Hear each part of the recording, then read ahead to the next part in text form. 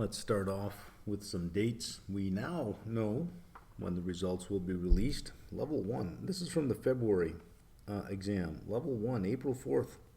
In 24 days, you'll have your results. 24 days, 3 weeks and 3 days. Level 3, 1 week later, April 11th, 31 days, a whole month before you get your results. For level 1, we'll touch on this as we get closer, and as the results are released, I'll put some videos out talking about those who passed and those who did not pass. For those who passed, level 2 for August or November. I would seem to think November gives you quite a bit of time. And if you did not pass level 1, I see no reason why you wouldn't do the August exam. You can't do concurrent windows, so May is not an option, but I think you could do the August exam, or if you're waiting for the early registration, then November. Keep in mind, to get your grade for level 1, you have to complete your practical skills module. You have till April 1st to get that done. 20 days. If you don't get it done, you don't get your results. Now, this is not a graded portion of anything. It's just something you got to get through. It's 15 hours of something you've just got to get through. So if you haven't started, it's only gonna, it's only gonna make your days longer as you continue on. Two hours a day, and you can get that out of the way well before the end of the month, or just take a weekend and say, I'm gonna just do it till it's done, but you got to get it done to get your grade. Okay, let's review our time to exam dates for the May exam. Level 1, you've got 36 days to get content behind you and 28 days for review. You should be pushing up to somewhere between 80 and 90% done your content, the main learning. For level 2, a little bit longer, 43 days to get the content done. You should be about 80% done. That gives you 28 days for consolidation for review. We're looking at August. Level 1, you're now down to 19 weeks. Level 2 has 20 weeks. Level 3, only 17 and a half. Last week I said you should have already started. Well, you should really be 5 to 10% done. 133 days at level 1, 140 at level 2, 122 at level 3. That may sound like a lot, 19 to 20 weeks, but when you break down the size of the content per week, the amount that you have to do per week is significant, and it's only going to get more significant. I don't see why you would wait on this. Registration closes May 16th. You got 63 days if you are registering for the August exam. For the November exam, early registration, April 16th, you've got 36 days to make up your mind. And if you are going to take November, at least you get early registration here. You've got plenty of time, 218 days for level 1, and then 28 for review after that. Level 2's got 225 with 28 days for review. Registration did open February 28th. This is the nice easy path right now, which gives you lots of time per day. This is more than doable, but you really, if you haven't started, you got to start now. Okay, let's spend some time with the May exam, and let's talk about review, because the review period is coming up for both of them. Okay, let's look at all the resources we have for reviewing, and it's important to separate different types of tools in terms of formative versus summative.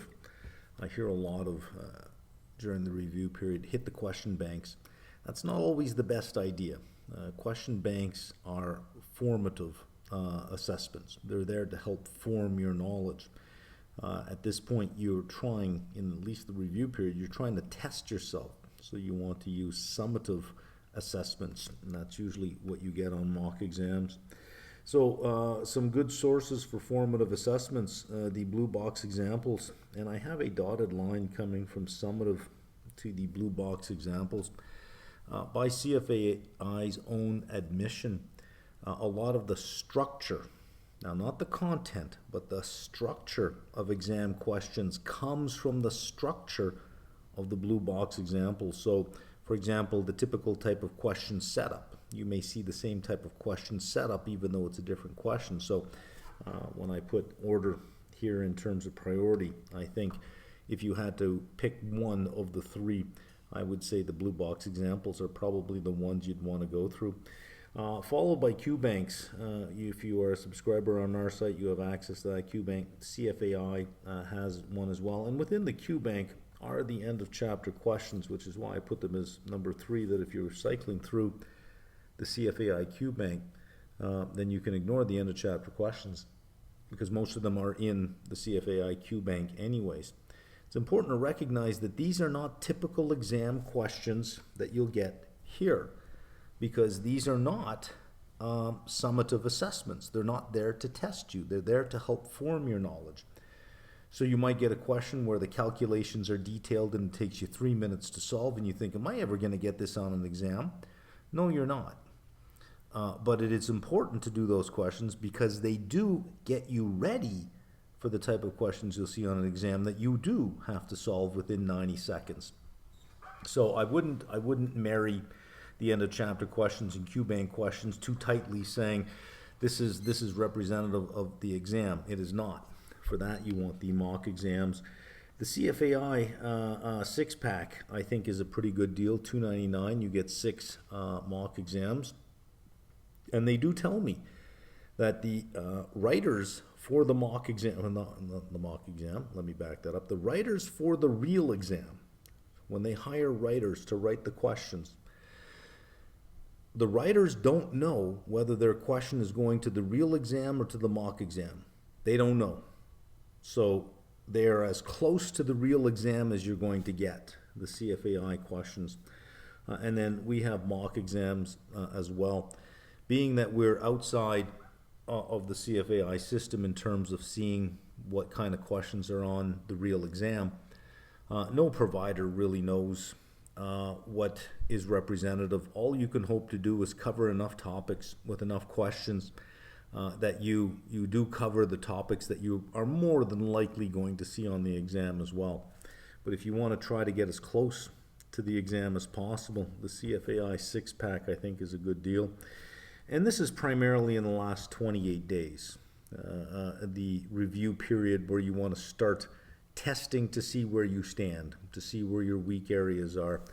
And again, these are not representative of what the exam would be, but I would not ignore the blue box examples, both at level 1 and at level 2. Other things you can do to review other than just doing questions again and again, you do have to at least pick up from the bottom. When I say pick up from the bottom, let's say you do a mock exam and you find that you have 4 sections that are low. You would review those 4 sections. No point reviewing a section that you're scoring 85 or 90% in. You got it, job done. Pick up from the bottom. It's easier to go from a 50 to a 60 than it is to go from an 80 to a 90. So always try to pick up on your lowest scoring sections. Notes review and review videos. I know that the review videos have slowly been disappearing at level 1 and level 2, and that is a function of the length of the reading. When CFAI changes from a 40-page reading to a 12-page or 15-page module, where 8 of the pages are examples, there's not much to summarize. Really, you can't shrink it any more than it already is. And I don't know that watching the videos all over again make a lot of sense. You got the notes. You got the PDFs with all the information that was on the screen, and you've made notes on it. It's enough just to review your notes. Review your notes, and if there are review videos, I think at level 2, more than half of the readings still have review videos. I think maybe like 75% still have review videos. Review those. How reviewing works, especially reviewing your notes, whatever you learn has a decay rate unless you use it. So you can learn something really well today and then simply not use it, and in about 3 weeks you probably will forget the majority of it.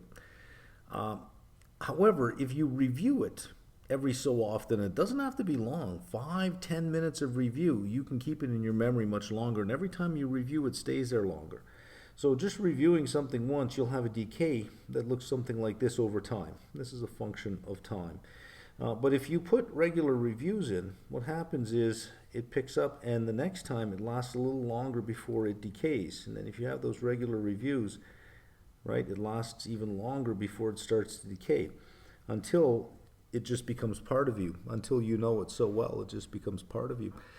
So learning is, there are very few secrets to learning. There are tried and true processes.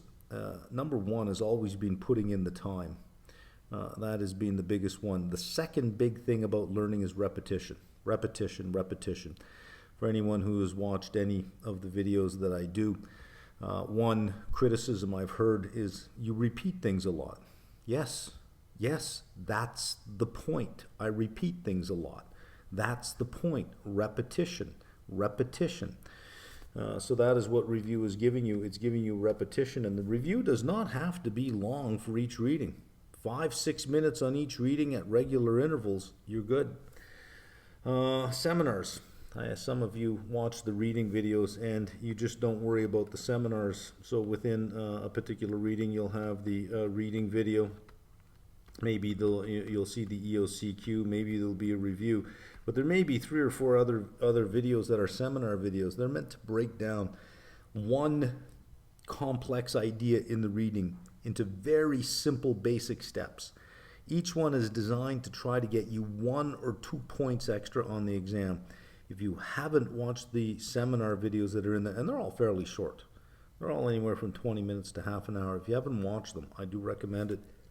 And then attend the office hours. We'll look at the office hours schedule in a second. I think I've shown it before, but it's worth showing again. Attend the office hours. Even if you don't have questions, just show up, have it on in the background, and just listen to the questions that are being asked and the answers. Who knows? Somebody may ask a question that you didn't even think you had until you heard it, and then you thought, oh yeah, I don't know that either, right? So show up. Big one when you're reviewing. Pay attention to the learning objective keywords. A lot of times we just ignore them. They're at the beginning of the reading. We just kind of ignore it. But pay attention to the keywords, whether it's saying compare, discuss, explain, calculate, interpret, etc. CFAI does not deviate from those keywords on the exam. So if it has a discuss, and in that section for the discuss you see 3 formulas, you're not going to be expected to calculate anything. There won't be a calculate question. There may be a question in lines of if R increases, what happens to the result? And you got to say, well, is R in the numerator or the denominator? If it's in the numerator, it'll increase the result. If it's in the denominator, it decreases the result. That's just interpreting a formula, right? But you won't be expected to calculate anything. So read the LOS. Compare this versus that. And your review for that LOS is, can you compare those 2 things? That's it. And you should be able to do it within 40 or 50 words, right? It's never going to be these long, 10-page things for each learning objective. You have to remember, usually each learning objective has a very specific point and a very specific task. A compare, an explain, a calculate, an interpret. Pay attention to those keywords. CFAI does not deviate from those keywords when it's asking exam questions. All questions are written from the LOS keyword outwards. If there is no calculate, then the exam question writer cannot write a question that requires you to calculate. If they do, that will find its way into the end of chapter questions or their Q bank, but it will not find its way onto the exam or the mock exam. You have, at least you have that sort of small hint going from you. For calculate, this has become less important at level 1 over time. Used to be probably 25% of the exam. I think based on conversations I've had, it's well below 10%. It's somewhere between 5, 6, or 7% of the exam now is calculate. Far more emphasis on the interpret part. Level 2 is evaluation level, so there is more computation there, so I wouldn't lean too much on the fact that, oh, they're moving away from calculate, I don't have to worry about things. But at level 2, if the learning objective does not have the word, it's a valuation level, so there's going to be formulas everywhere. If you don't see the word calculate, you don't have to, on your formula sheet, write it down and keep working with it mathematically, but you do have to work with it conceptually, because it'll probably lean more on the interpretation part. Every time you see calculate, there'll be an interpret.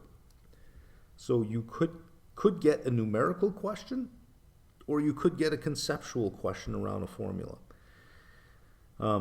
whenever there's a calculate. But if there is no calculate in the LOS, you will not be expected to calculate, even if you're given formulas in the narrative for that LOS. So there is where I would focus. Up to I think you've got, 35, 40 days left until you have to hit your 28-day review period. Stick with the formative assessments. It's too early for summative assessments. Stick with the formative assessments. In your review period, you want to focus more on the summative assessments, mock exams, and again, CFAI has a nice six-pack. We have mock exams on our site as well. And don't forget to do other forms of review. Pay attention to the keywords so that you don't end up trying to learn something for the exam on something you'll never be asked. Okay? And regular review. It doesn't have to be intense. It just has to be regular in terms of notes review or review videos. And as you get closer to the exam, that is the time where you start to lean into it. Go from 2 hours a day to 3 hours a day as you get closer to the exam, because you don't want to write your exam another time. You want this to be the last time you write your level 1 or the last time you write your level 2. Even if it's your first time, you want it to be your last time. So as you get closer to the exam, that's when you lean in. That's when you sacrifice certain things. At least for those last 28 days, just say, okay, well, I'm going to give up certain things and I'm going to lean in, make it the last time you write that exam, and then you move on to the next one. Okay, let's do some Q&A from last week. Okay, just before we hit the Q&A, I said I would look at the office hours. Left menu, live sessions, office hours. Just click on that and you should get the schedule up in the middle of the screen. Level 1 for May 2024. There you go. Looks like our first session starts April 2nd. Quants and derivatives, led by Richie. And if you get down to level 2, there's May 2024 here. And this one starts April 10th. And you can see all the dates here: April 10th, April 12th. There's 13th, 14th, 16th, 19th. There's the 20th, 24th, 26th. There's the 23rd. There's a May 2nd. What else we got? Yeah. So you have, there's even more. Sorry, there's more sessions down there. So there's lots of office hours that you can attend. To find the schedule itself, it's left menu, live sessions, and then click on office hours. Okay, I don't think we have many questions to get through, and I was really hoping that we would get some content questions, at least 1 or 2 really good ones a week, and just so that I can give something away every week, but we haven't got anything like that this week. First one, humble suggestion. Can we have the review videos included in the course, please? I could find the review videos available under equity readings, but none for the others. Review videos are sweet endings that really sum up all, and appears to be ultra handy during the last 30 days review period. Yes, I agree with you. Over the years, CFAI has tried to, I wouldn't say minimize, but trying to reduce the word count at level 1, the amount of reading at level 1. So they've reduced the narration and increased the number of examples within the reading. And in reducing the narration, there is less that you have to learn in terms of the number, or at least, in terms of the quantity of words that are written down. So it becomes difficult to summarize something that I feel is already summarized. I'm not a fan of the writing. I don't like the minimization of the words. I always think more words are better. And if you already get it, you don't have to read them. But fewer words are troubling, because if you don't get it, well, then that's it. Those are the fewer words that are available. If there's not enough words to describe what's going on and you don't get it, well, then, what are you going to do? You have to then discover it on your own. You have to go to Google or Reddit and try to figure out what the answer is, but could be difficult if you don't even know what question to ask. But because they're being summarized, it's difficult to make shorter what is already short. So it is the style of writing that CFAI is adopting that has sort of killed the review video. What we've done instead was we've increased the number of office hours. The same with the comment section. We've got rid of that and increased the number of office hours.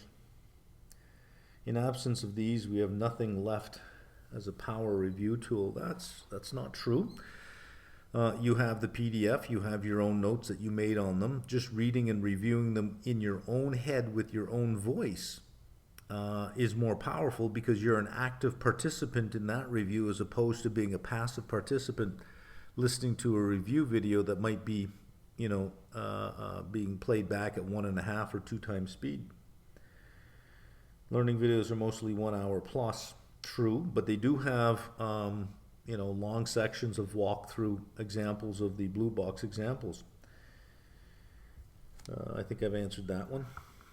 Greetings from Mexico. Greetings. I don't, okay, is there a question in here?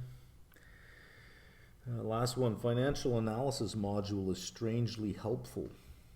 Any thoughts? Strangely helpful. That's an odd way to put it. Wouldn't you say financial analysis model is helpful? When you say strangely helpful, I'm not sure what you mean by strangely helpful. So as far as any thoughts, I don't know what thoughts I would have on that statement. Sorry, I don't know where you're going with that. What's the best way to get a grip on L1 economics, understanding business cycles, especially the questions which ask the candidate to identify the state of the economy? I get a sense that most of the questions are just framed by playing with the words like early expansion, late peak, early recovery, late contraction. And in reality, it's quite subjective and doesn't exactly follow what the textbook says. Well, reality does not follow the textbook. Plain and simple. Textbooks are simplifications and generalizations of reality. They have to be.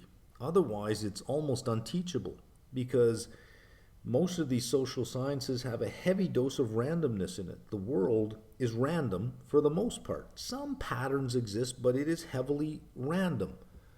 Case in point, 90% of the stuff that happens to you in a day and the people you bump into and what you see on the streets is purely random. Had you left your house 5 minutes sooner or 5 minutes later, you would have seen a different set of things. So the world is that way. So when we look at the phases of the business cycle in a textbook, that's a very generalized statement. If you want a real world textbook, it can't be done. You would have to go back to 1925 to 1929 and look at that expansion, say, in this expansion, these were the characteristics of the economy.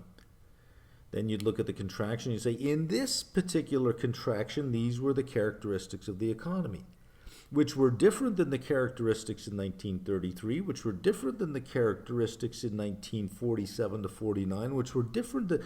Every contraction is slightly different in its characteristics. Every expansion is slightly different. Sometimes this economic indicator is leading and saying this, and supporting and justifying, saying, okay, well, this is clearly early expansion. At other expansions, that indicator is just not even there.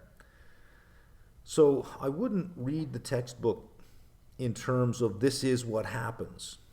It is generalized and simplified. It is not deterministic. It doesn't always happen. But if you said we're in early recovery, whereas unemployment, I would say, well, unemployment would typically be elevated and starting to come down.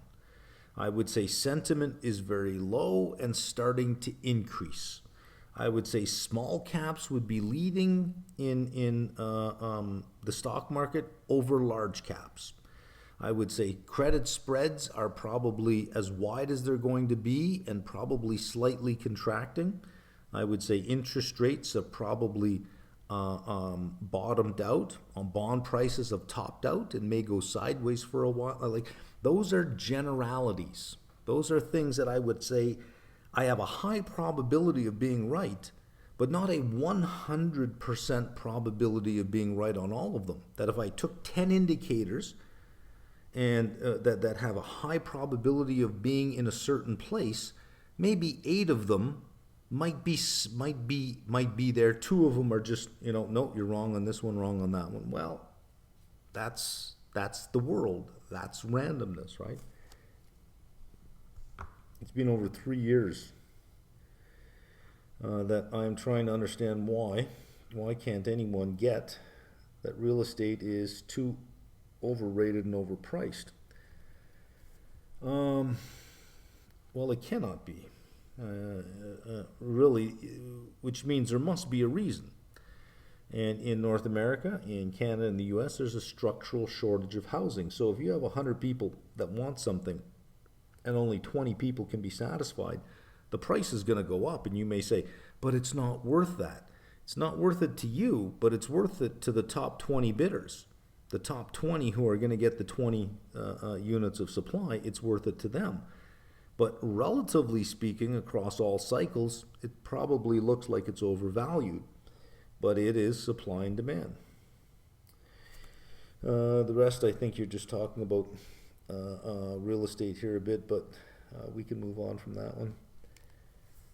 You said in the Q&A, Costa Rica is a hugely inefficient market, and there are many opportunities to make money by starting a business. In a generally inefficient market, what are some examples of businesses you can start that exploit those inefficiencies? And well, you have asked and answered the question in the same sentence. In a generally inefficient market, you would start businesses that exploit those efficiencies. So those are examples of businesses you would start, are the ones that exploit those efficiencies. So you've answered your own question. What could be the thinking pattern to identifying these inefficiencies that could be monetized? Well, you have to think about what type of inefficiency you have. A good example here.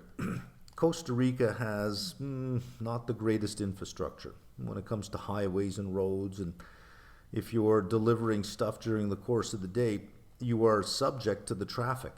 You can have 10 deliveries scheduled. Well, that's not your choice. That is the traffic's choice, and you're probably not going to get 10 done in a day unless they're in the same neighborhood. Let's just, again, take my pool and the maintenance for my pool. Try to get them to show up. Just try to get them to show up. That's like pulling teeth. I'll be there Monday. Okay, Monday comes, no one shows up. Tuesday, no one shows up. Wednesday, you call. Friday. Friday comes, no one shows up.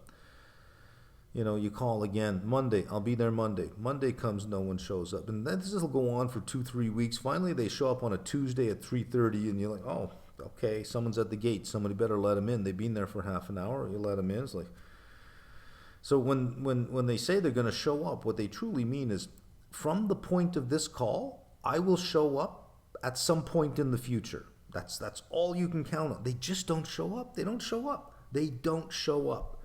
There's an inefficiency. Pool places, you don't carry inventory, or at least not a lot of inventory.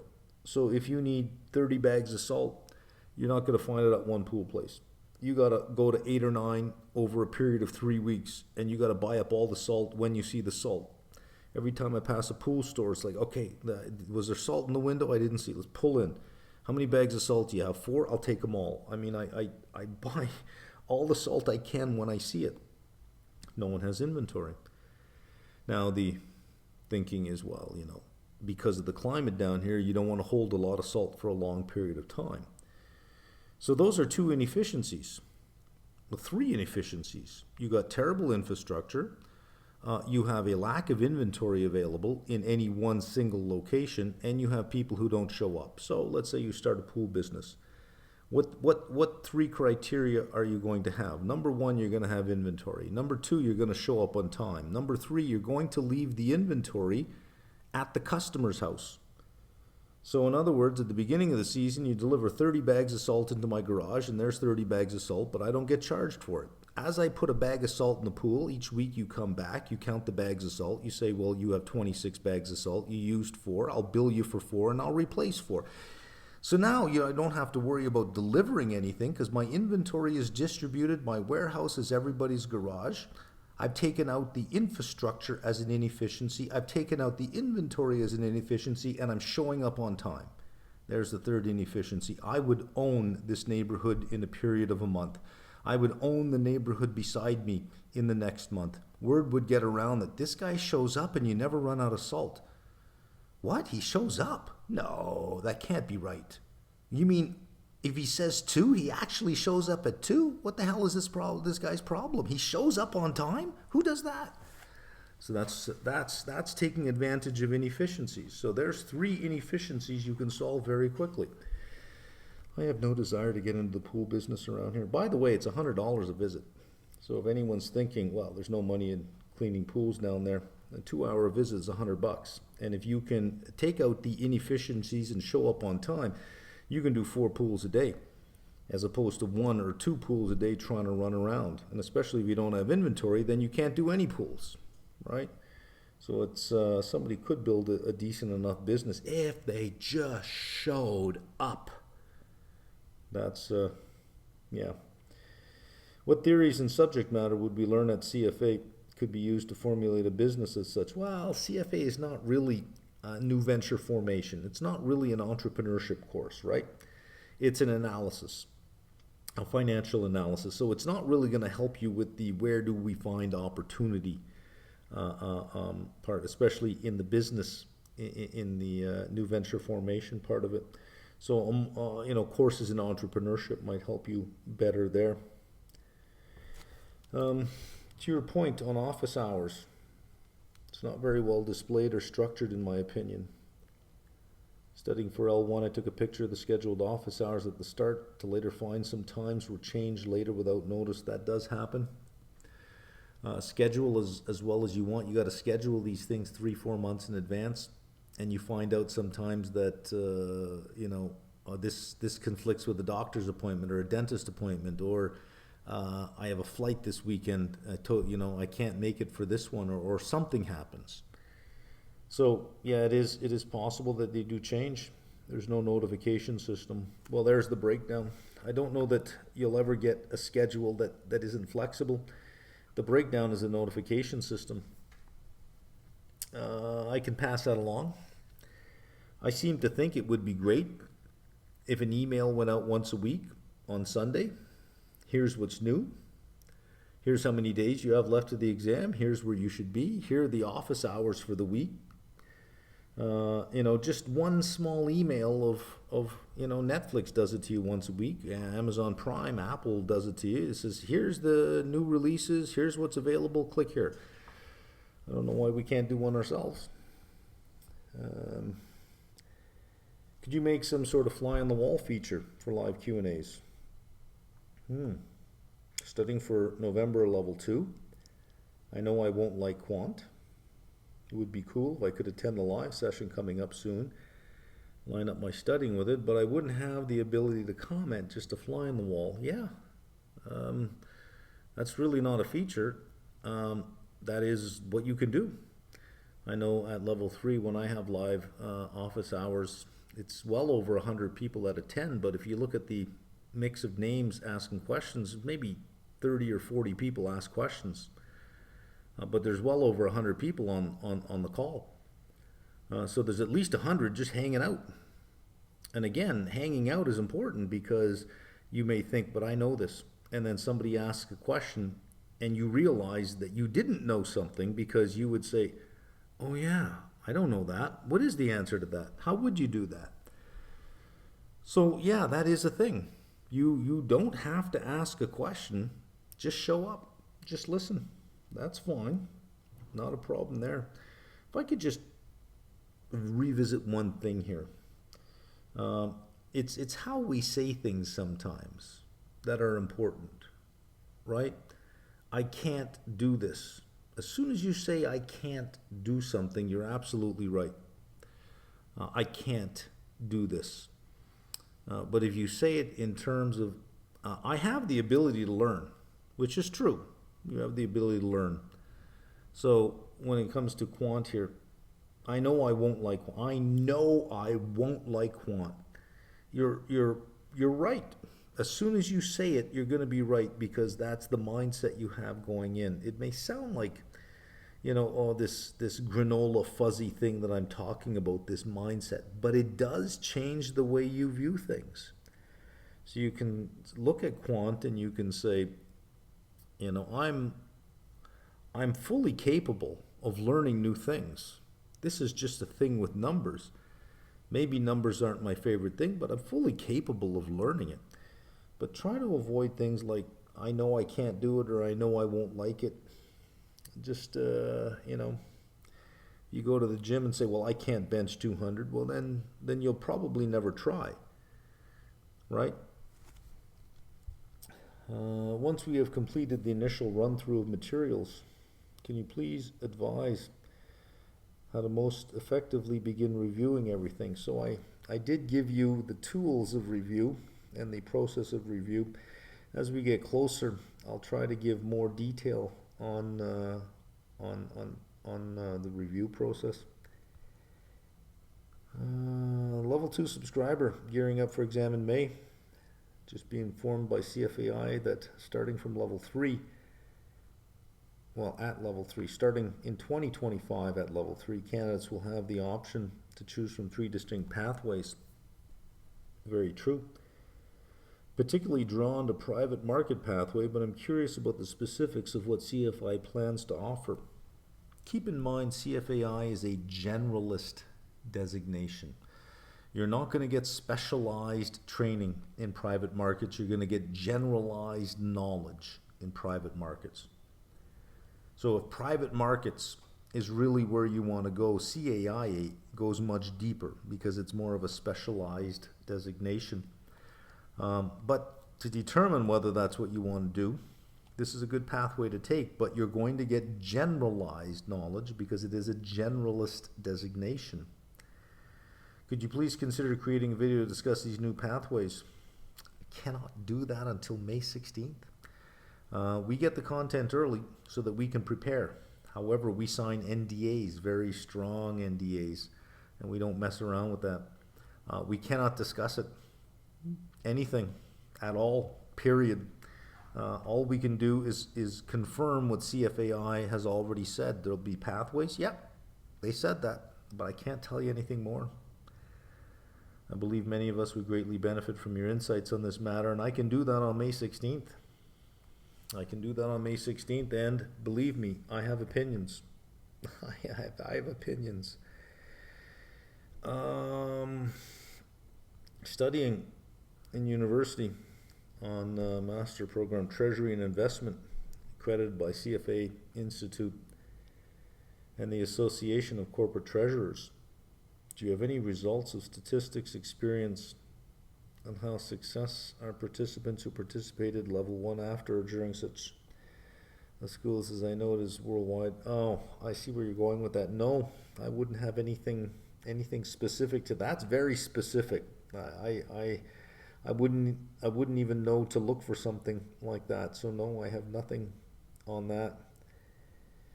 As I want to attend level 1, I don't know how much time I need for preparation and how intense it should be.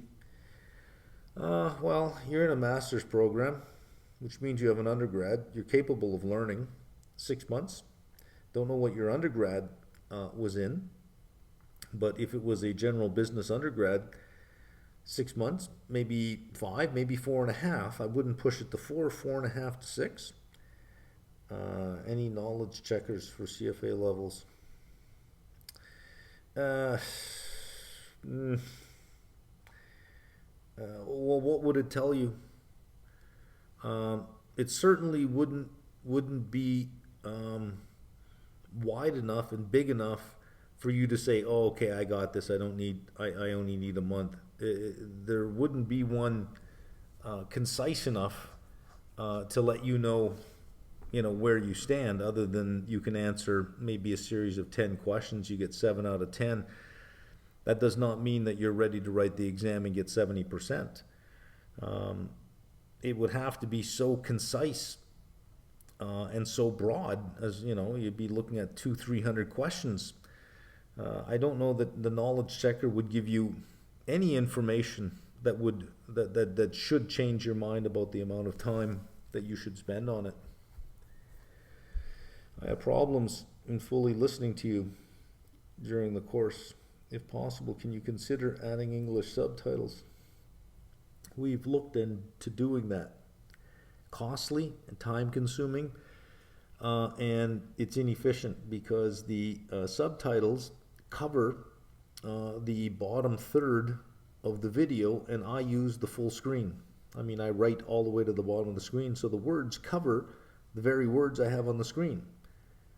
So it's not very efficient, and it's really time consuming.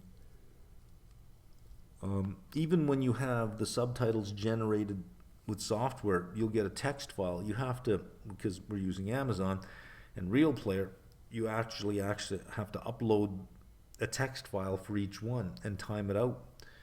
It's not an easy thing to do. It's time consuming, and you got to correct all the spelling mistakes, and you have to pace it. You have to pace the text, pace, P-A-S-P-A, not paste. It is a pacing. So as the video is going, you know which blocks of text match what's going on at the time out of this big long Word document that you have across all reading videos, seminar videos, end of chapter questions, review videos. I mean, we could never get it done in any efficient cost. So probably not. Understand the rationale for turning off comments section, but the legacy comments still available to view as it is in the Q bank. I don't know. Learn a lot from the comments answers, more so in the drop-in sessions, because it's hard to get granular in the live sessions regarding very specific topics or nuances in the Q bank. Yeah, I don't know what the fate of that is. I do know there is something in the works for reintroducing comments, but in reintroducing them, we are aware that 40% of users never once use the comment section. Now that brings up an interesting thing, is maybe they don't contribute to the comment section, but maybe they read it. So maybe it is higher than the 60%, but there will be a feature in a higher end subscription to have, I think, up to 30 questions that you can ask. But I think your point is that never mind me asking questions, can I just read other people's questions and answers? That has value on its own. I can see that. All I can do, because I'm not really involved in the strategy anymore since I sold, it's coming up on the 2-year anniversary, but I can bring it up. I don't have very many meetings. I'm not really included in on very many meetings because, well, I'm content. I'm not necessary in that respect, but next time I have somebody's ear, I could say, well, what are the plans for this? See if I can't nudge it one way or another. Guidance, current predicament, sitting in May for L1. Finished my syllabus in the last week of February. 50-60% confident. Now revising by watching videos, solving Q banks. Almost finished 4 subjects. Full-time student. So before evening I do 2 different subjects, and after that I revise already completed stuff. By my current progress, I will finish revising before the end of March. Still not feeling that much confident. My weakest has always been quants. How do you think I should change my approach? doesn't sound like an approach problem, right? So let's think about a process that produces an output, and you have inputs into the process, and you're worried about the output, so you immediately think, well, what can I do to change the process? But it could be a characteristic of the input being you. So maybe it is just, a topic where it's just not your thing, right? And if you've ever studied for a final exam, let's say it's Monday, you have a final exam on Friday. We've all done this, and during the week, that's going to be your study week for your final exam. We've all gone through this.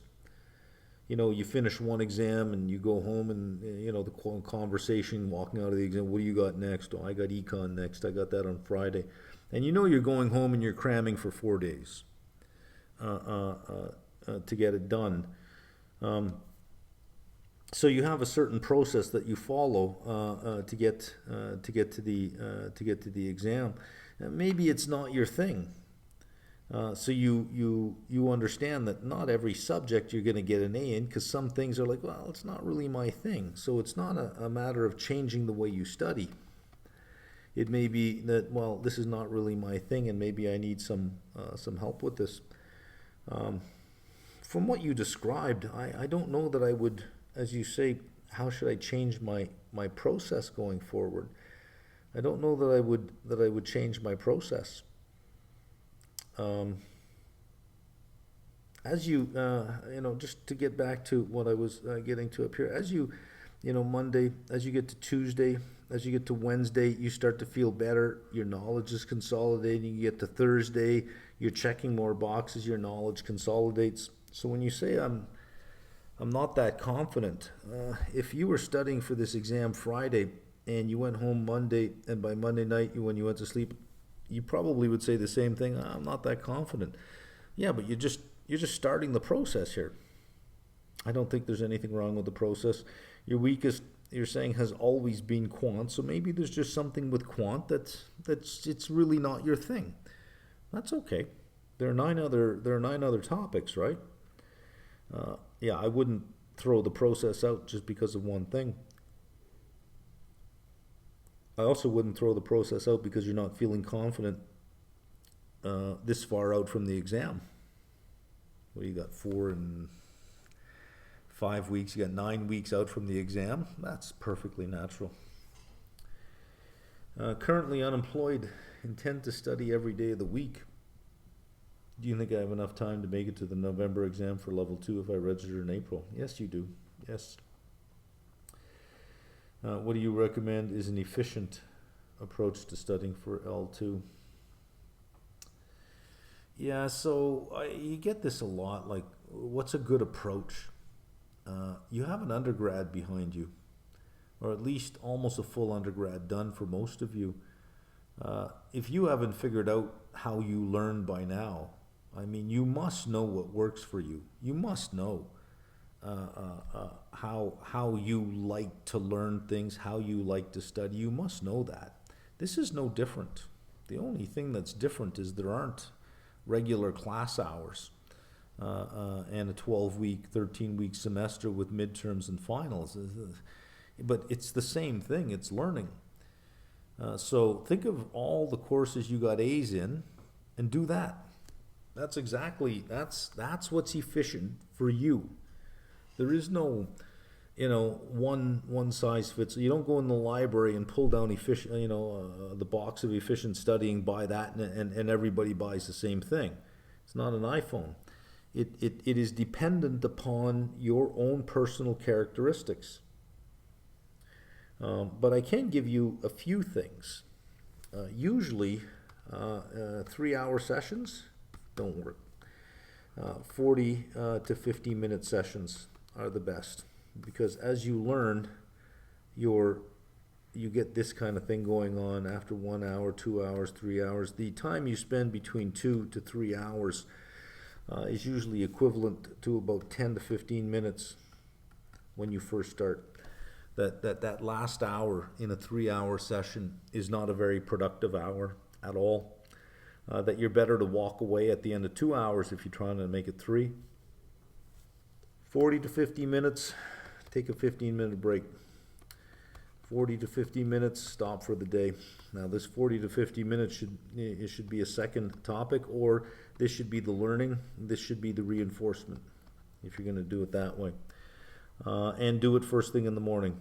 I don't want to hear, oh, but I'm a night person. No, you're not. You may like the night, but your brain is the same as everyone else's when it comes to chemistry. By the end of the day, you've got a lot of stuff floating around in your head in terms of chemicals up there. And you need sleep, and when you sleep, that spinal fluid comes up and washes through your brain and takes away a lot of those extra chemicals. Your neurons fire the fastest when you first wake up. They are the fastest first thing in the morning. That's just biology. So don't tell me you're a night person. Not when it comes to how fast your brain's neurons fire. It's first thing in the morning. So try it first thing in the morning if you're looking for efficiency. And 40 to 50 minute sessions. Preparing, level 2. Studying independently. Want to know my accuracy in each subject. I was thinking of giving a test on a weekly basis on each subject. Is there a test online? I can do that. Well, yeah, QBanks. CFAI's QBank, sure. Is there another way to test my accuracy? Please share with me. Well, no. If you're looking to test your accuracy, you're looking for what are called summative assessments, which are usually mock exams. QBanks, yeah, you could probably get it done there. But QBanks are meant to push you. They're meant to be a little bit more longer and complex questions than an exam question would be, to see if you know all the steps, or to at least give you a look into all the steps. You're studying independently. This tells me you don't really want to spend money on prep providers, on anybody's QBank, or even on CFA's mock exam package, because you're self-studying. Careful about the stuff you get for free, right? When you get free stuff, you need to assess the source. Who's the writer of these questions? What qualifications do they have? What makes them qualified to write assessments? And a BA or a BCom does not make you qualified. Passing an exam does not make you qualified. Okay, it's years of doing that for midterms, finals, years of writing exam questions to get to the point where you know how to write an assessment. It's not that straightforward and easy. Not only that, let's say you're, unless the person, got 100% in every single topic and passed the level 1 exam with 100% in every single topic, they passed with 70% overall. That means there's 30% they didn't know, and they're writing questions now. So 30% of their questions will be based on incomplete knowledge. You risk learning the wrong things with these free QBanks. Anyone saying, here's our QBank, sign up for free, come on in, I would be very skeptical of those QBanks. I would be very skeptical. Unless, of course, you evaluate who wrote them. So if you cannot find a list of the writers and their qualifications, I don't know that I would accept that. But yeah, they're called QBanks and mock exams, and you're going to have to pay for them. If you want good ones, you're going to have to pay for them. Comment section was very useful. Removing them feels like throwing out the baby with the bathwater. There's definitely an advantage, even the questions were answered by fellow candidates. That is a common theme I'm getting. So, next time I have, I'm in any kind of proximity meeting, I can sort of just put it out there that, look, this is a common theme. What you guys want to do with it is up to you, but at least I can mention it. That's the best I can do. That takes us to the end of the week. I'll see you next week.